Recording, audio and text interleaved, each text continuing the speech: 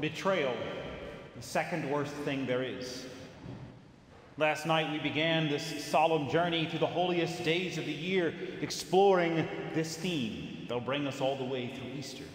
The Last Supper and the washing of the feet focused on preparing for betrayal. After Jesus' own example, we are to accept that it is going to happen, to take the risk of love and trust and vulnerability anyway, and to be prepared to love and forgive those who will one day betray us. Jesus, by washing Judas's feet, offers the possibility of forgiveness to him and commands us to do likewise. But today we are brought to the most difficult part, actually enduring betrayal.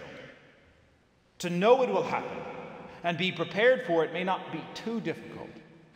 We may even find it easy enough to offer our love and a potential forgiveness in advance. But when the moment comes, our sincerity of that love is put to the test. From the moment of betrayal in the garden to the moment of Jesus' last breath, we see many things, but there is one thing we do not see: resentment. There's no lashing out, no vengeance sought, not even a harsh word directed to Judas.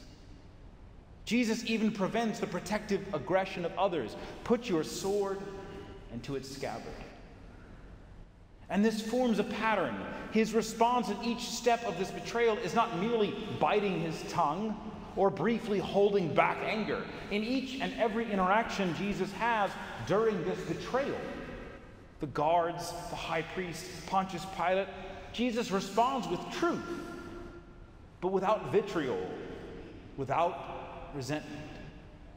That pattern is the fruit of more than just patience. It is the complete rejection of resentment.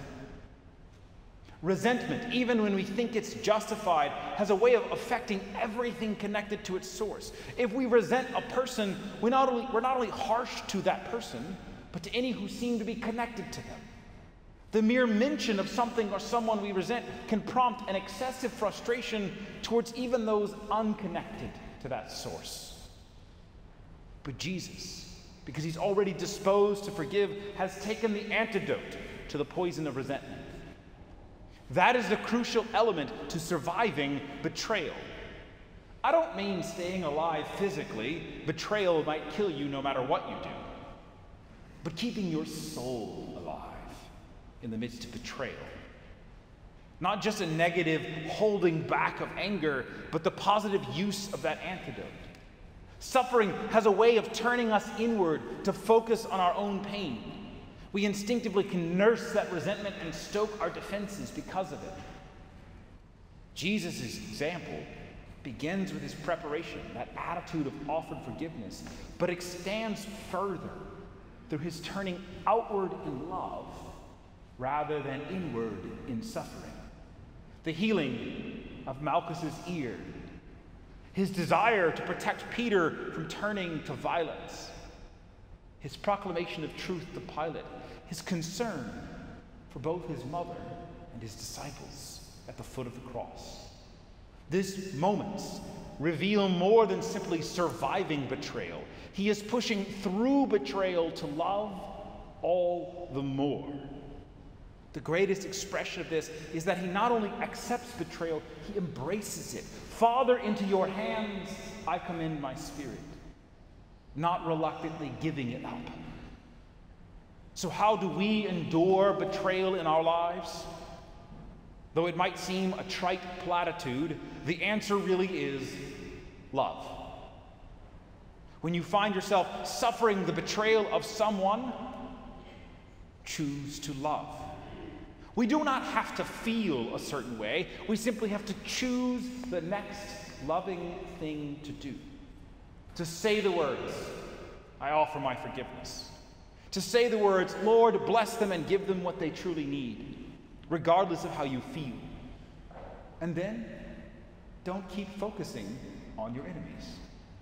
Choose to love those around you, whether they are connected to the betrayal or not. Discourage your friends from sinning on your account. Speak the truth about Jesus Christ to any who will listen.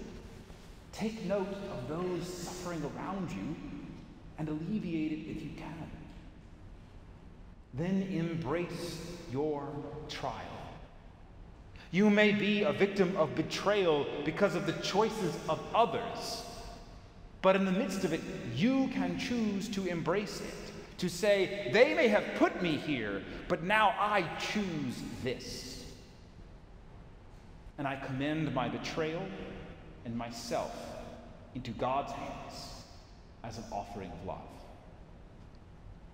And through it all, look to Mary. Jesus' dying words are to entrust us to her and her to us.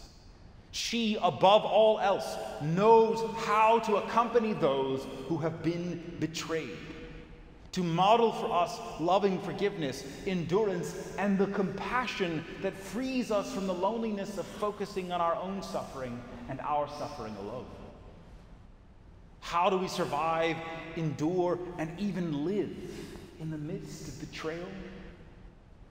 By remembering that no matter what the world or our own suffering may tell us, we are not alone, and our pain is not pointless. Betrayal may be the second worst thing there is, but Christ and Mary and all the saints are in it with us. It is not the end.